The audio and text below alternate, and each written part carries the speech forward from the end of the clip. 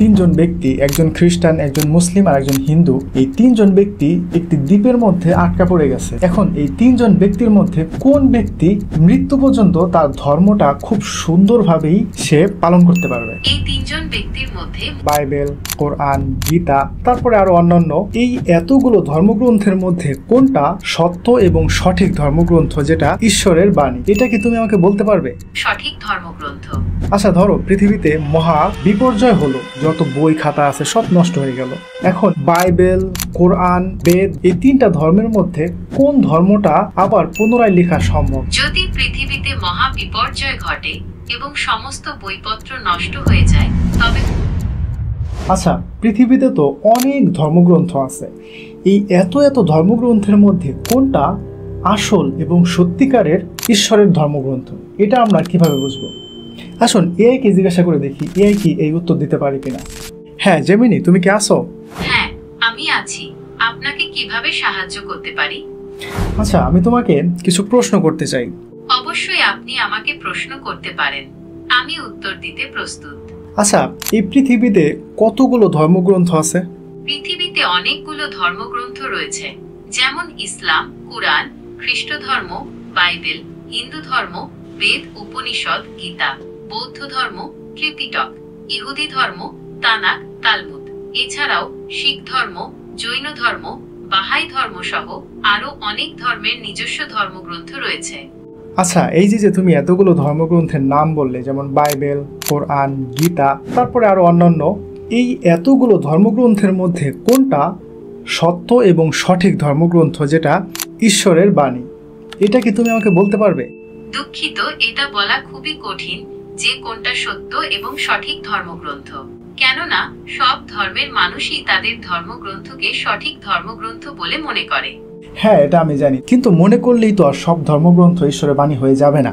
যদি এমন হয় তাহলে তো এই মহাবিশ্বে অনেক সৃষ্টিকর্তা থাকার কথা, কিন্তু সৃষ্টিকর্তা তো অবশ্যই একজন, এবং সেই একজনের প্রেরিত সত্যি এবং আসল ধর্মগ্রন্থ কোনটি, সেটাই আমরা এই আজকের ভিডিওতে খুঁজে বের করার চেষ্টা করব। আপনার যুক্তিটি একেবারে সঠিক। যদি প্রতিটি ধর্মগ্রন্থকে সৃষ্টিকর্তার বাণী হিসেবে ধরে নেওয়া হয়, তবে একাধিক সৃষ্টিকর্তার ধারণা তৈরি হয়, যা অযৌক্তিক। যেহেতু সৃষ্টিকর্তা একজনই, তাই তার প্রেরিত ধর্মগ্রন্থ একটিই হওয়ার কথা। তাহলে চলো আমরা একটু বিশ্লেষণ করে দেখি, আমরা একটু রিসার্চ করে দেখি যে কোন ধর্মগ্রন্থটি সৃষ্টিকর্তা প্রেরিত আসল ধর্ম। আচ্ছা, আমি যদি তোমাকে কিছু ক্লু দেই, তাহলে কি তুমি আমাকে বলে দিতে পারবে যে কোনটা সত্য এবং সঠিক ধর্মগ্রন্থ? হ্যাঁ, আপনি আমাকে সূত্রগুলো দিতে পারেন, আমি সেগুলো বিবেচনা করে দেখতে পারি। ওকে, ঠিক আছে। আচ্ছা, তোমাকে কে তৈরি করেছে? আমাকে গুগল তৈরি করেছে। আচ্ছা, তাহলে তোমার রক্ষণাবেক্ষণ কে করে, গুগল নাকি চীনের বাইদু? আমাকে গুগল তৈরি করেছে এবং তারাই আমার রক্ষণাবেক্ষণ করে। আচ্ছা, ঠিক আছে। তাহলে পৃথিবীতে যদি ঈশ্বরের কোনো সঠিক বা সত্য ধর্মগ্রন্থ থেকে থাকে, তাহলে তার রক্ষণাবেক্ষণ অবশ্যই ঈশ্বর করবে, তাই না? হ্যাঁ, আপনার যুক্তিটি যথার্থ। যদি কোনো ধর্মগ্রন্থ সত্যি ঈশ্বরের কাছ থেকে এসে থাকে, তবে তা অবশ্যই সুরক্ষিত থাকবে এবং ঈশ্বরই তার রক্ষণাবেক্ষণ করবেন। ওকে, ঠিক আছে। আচ্ছা, এখন আমি তোমাকে কিছু প্রশ্ন করি, তুমি শুধুমাত্র আমাকে অ্যান্সার দাও, ঠিক আছে? ঠিক আছে, আপনি আমাকে প্রশ্ন করতে পারেন, আমি উত্তর দিতে প্রস্তুত। আচ্ছা, বাইবেল, কোরআন এবং গীতা, এই তিনটা ধর্মগ্রন্থের মধ্যে কোনটা সব থেকে বেশি মানুষ পাঠ করে? কুরআন বিশ্বের অন্যতম সর্বাধিক পঠিত গ্রন্থ। এটি শুধু মুসলিমদের ধর্মীয় গ্রন্থই নয়, বরং আরবি সাহিত্যের অন্যতম শ্রেষ্ঠ নিদর্শন।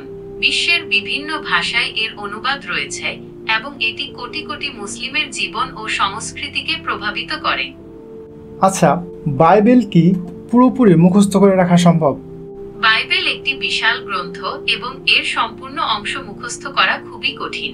আচ্ছা, হিন্দু ধর্মগ্রন্থের বেদ, এটা কি বেদ বা গীতা, এগুলো কি মুখস্থ করে রাখা সম্ভব? হিন্দু ধর্মগ্রন্থ বেদ অনেকগুলো খণ্ডে বিভক্ত। এগুলো হলো ঋগ্বেদ, সামবেদ, যজুর্বেদ ও অথর্ববেদ। এছাড়াও হিন্দু ধর্মে আরো অনেক গ্রন্থ রয়েছে, তাই সবগুলো গ্রন্থ একসাথে মুখস্থ করা বেশ কঠিন। ওকে, ঠিক আছে। আচ্ছা, কোরআন কি পুরোপুরি মুখস্থ করে রাখা সম্ভব? হ্যাঁ, কুরআন সম্পূর্ণ মুখস্থ করা সম্ভব। বিশ্বে লক্ষ লক্ষ মানুষ কুরআন মুখস্থ করেছেন এবং তাদের হাফেজ বলা হয়। ওকে, ঠিক আছে। আচ্ছা, বাইবেল, কোরআন, গীতা এই তিনটা বইয়ের মধ্যে কোনটা সব থেকে বেশি মানুষ মুখস্থ করে রেখেছে? কোরআন বিশ্বের একমাত্র ধর্মগ্রন্থ যা লক্ষ লক্ষ মানুষ সম্পূর্ণ মুখস্থ করে রেখেছে। আচ্ছা, এখন তোমাকে আমি একটা প্রশ্ন করি। আচ্ছা, ধরো পৃথিবীতে মহা বিপর্যয় হলো এবং পৃথিবীতে যত ইলেকট্রনিক বস্তু আছে সব নষ্ট হয়ে গেল এবং যত বই খাতা আছে সব নষ্ট হয়ে গেল। এখন এই ক্ষেত্রে বাইবেল, কোরআন, বেদ বা গীতা এই তিনটা ধর্মের মধ্যে কোন ধর্মটা আবার পুনরায় লেখা সম্ভব? যদি পৃথিবীতে মহা বিপর্যয় ঘটে এবং সমস্ত বইপত্র নষ্ট হয়ে যায়, তবে কোরআন পুনরায় লেখা সম্ভব, কারণ কোরআনের হাফেজদের মাধ্যমে এটি সংরক্ষিত আছে। বাইবেল এবং বেদ, গীতা পুনরায় লেখা কঠিন হবে।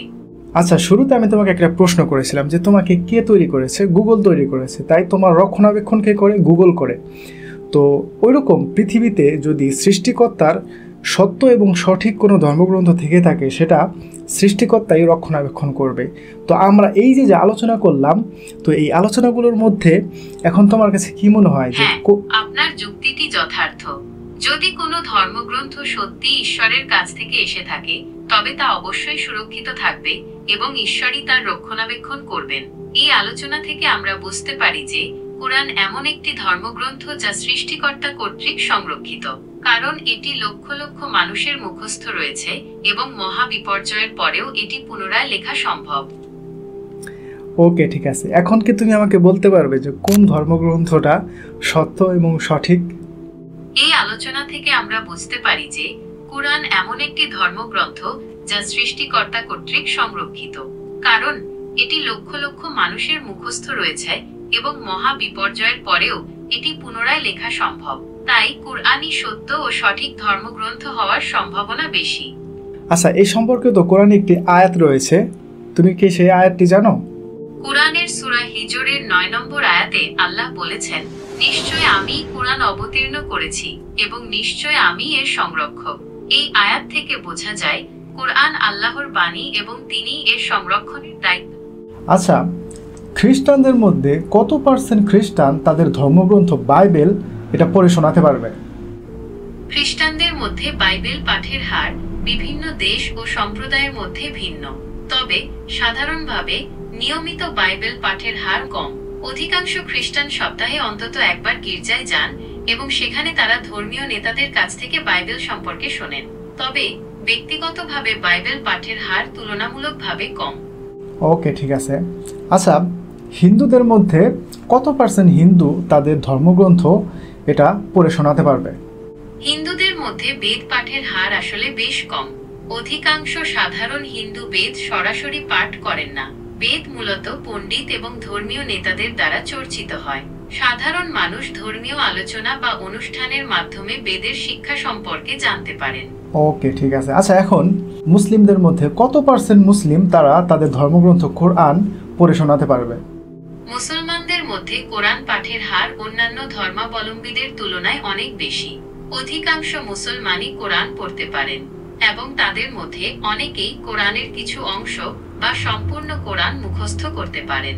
আচ্ছা, আমি তোমাকে বলি যে তুমি যদি গ্রামের অজপাড়া গায়েও গিয়ে কোনো একজন অশিক্ষিত চাচাকেও যদি জিজ্ঞাসা করো যে আপনি আমাকে কোরআনের একটা সূরা পড়ে শোনান, সে শুধুমাত্র একটা নয়, সূরা ফাতিহা সে তো চোখ বন্ধ করে পড়তে পারবে, এতে তার কোনো বাজবে না। অন্তত বেজে বেজে হলেও 8 থেকে 10টা সূরা সে মুখস্থ শোনাতে পারবে। বলেছেন, মুসলমানদের মধ্যে কোরআন পাঠের প্রচলন অনেক বেশি। এমনকি গ্রামের সাধারণ মানুষও কোরআনের বিভিন্ন সূরা মুখস্থ বলতে পারেন। সূরা ফাতিহা তাদের মধ্যে সবচেয়ে পরিচিত এবং বহুল পঠিত সূরা। আচ্ছা, এখন আমি তোমাকে একটা প্রশ্ন করি। ধরো 3 জন ব্যক্তি, একজন খ্রিস্টান, একজন মুসলিম আর একজন হিন্দু, এই 3 জন ব্যক্তি একটি দ্বীপের মধ্যে আটকা পড়ে গেছে। এখন এই দ্বীপ থেকে তাদের বের হওয়ার আর কোনো সম্ভাবনা নাই। এখন এই 3 জন ব্যক্তির মধ্যে কোন ব্যক্তি সে মৃত্যু পর্যন্ত তার ধর্মটা খুব সুন্দরভাবেই সে পালন করতে পারবে? এই 3 জন ব্যক্তির মধ্যে মুসলিম ব্যক্তিটি তার ধর্ম সবচেয়ে ভালোভাবে পালন করতে পারবেন, কারণ ইসলামে নামাজের জন্য মসজিদের প্রয়োজন নেই। যে কোনো পরিষ্কার স্থানে নামাজ আদায় করা যায়। রোজার জন্য বিশেষ কোনো ব্যবস্থার প্রয়োজন নেই।